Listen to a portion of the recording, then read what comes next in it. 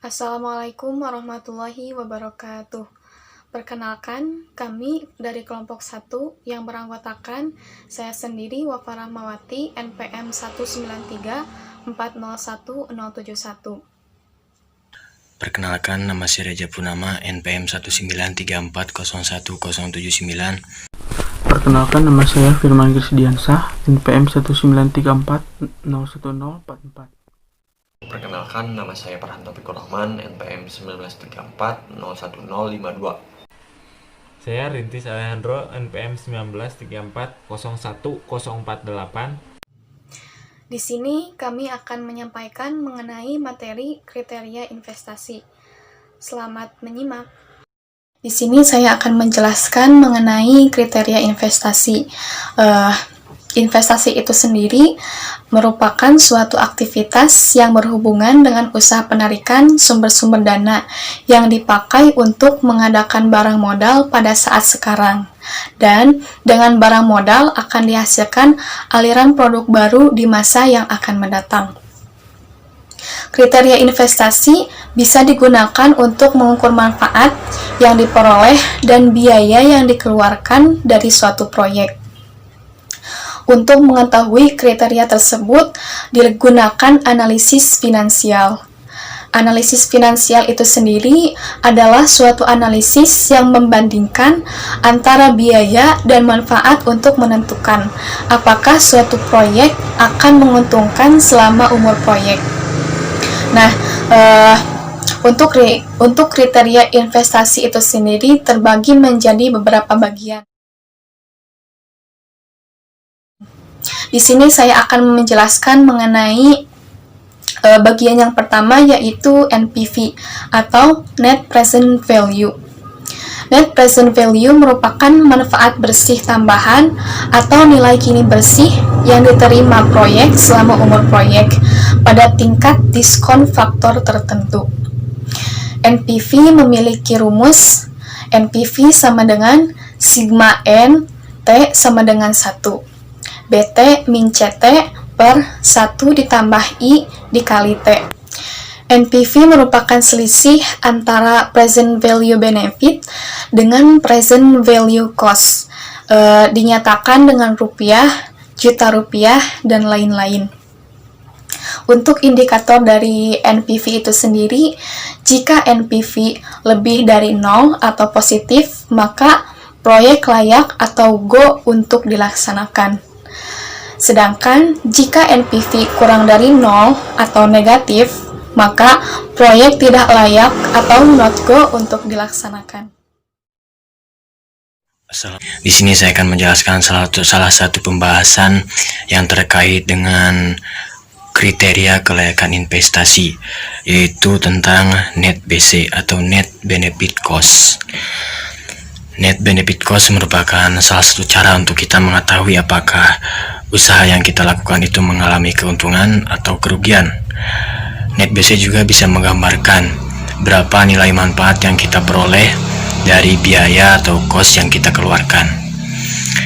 Secara terminologis atau pengertian sendiri, Net BC yaitu perbandingan antara present value positif dengan present value negatif.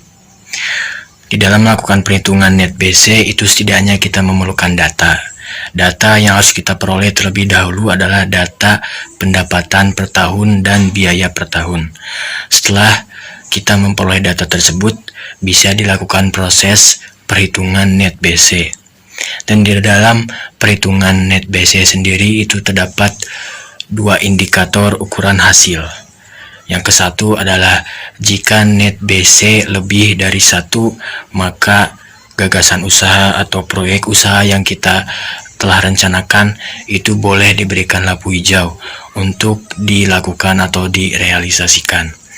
Dan yang kedua, jika Net BC kurang dari 1, maka proyek usaha atau gagasan usaha yang telah kita rencanakan itu tidak bisa diberikan lampu hijau untuk dilakukan atau direalisasikan.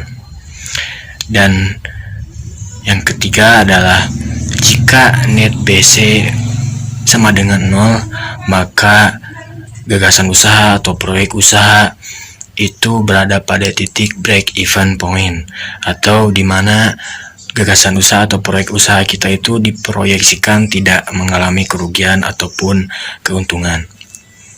Untuk mempermudah seperti apa bentuk atau metode perhitungan NetBC bisa dilihat pada rumus atau gambar rumus di atas ini.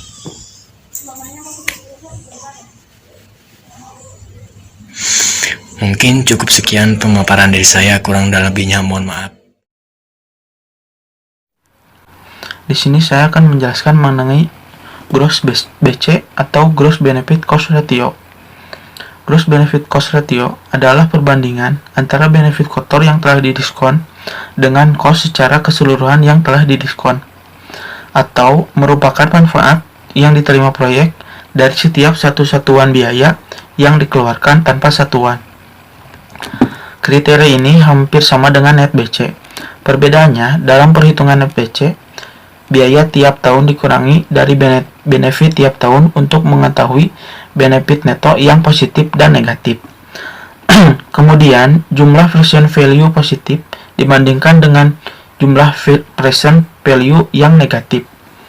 Sebaliknya, dalam perhitungan gross BC ini, pembilang adalah jumlah present value arus benefit dan penyebut adalah jumlah present value arus biaya. Semakin besar gross BC ini, semakin besar perbandingan antara benefit dengan biaya, yang artinya proyek relatif semakin banyak atau semakin layak.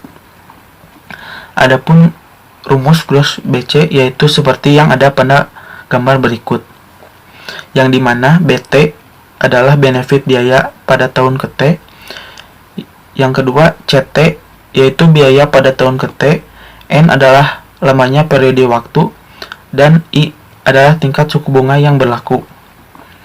Adapun indikator gross BC, yang pertama, jika gross BC lebih dari 1, maka proyek layak untuk dilaksanakan. Yang kedua, jika gross BC kurang dari 1, maka proyek tidak layak untuk dilaksanakan. Dan yang terakhir, jika gross BC sama dengan 1, maka proyek berada dalam keadaan BP atau dalam keadaan break-even point. Mungkin cukup sekian dari saya, mohon maaf bila ada kekurangan.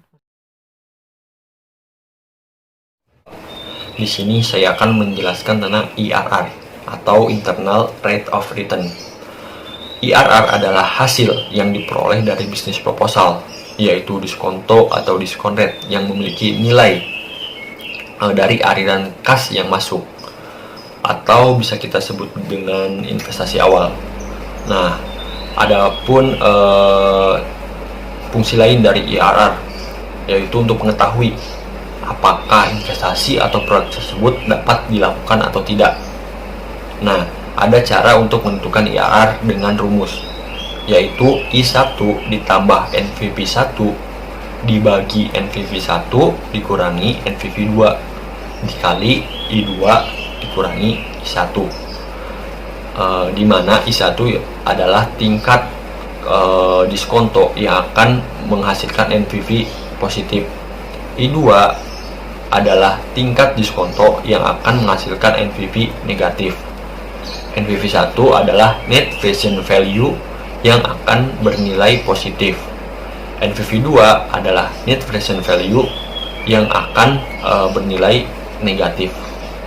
Nah, setelah kita mengetahui IRR, ada kriteria. Kriterianya adalah apabila IRR lebih besar daripada cost of capital, maka ambil proyek tersebut.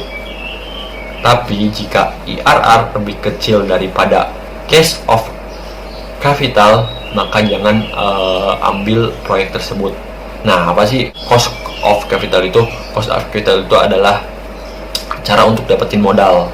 Nah, bisa dari pinjam uang, pinjam uang, pinjam ke bank atau pinjam ke perusahaan lain, atau dengan narik dana dari masyarakat dengan cara menjual saham.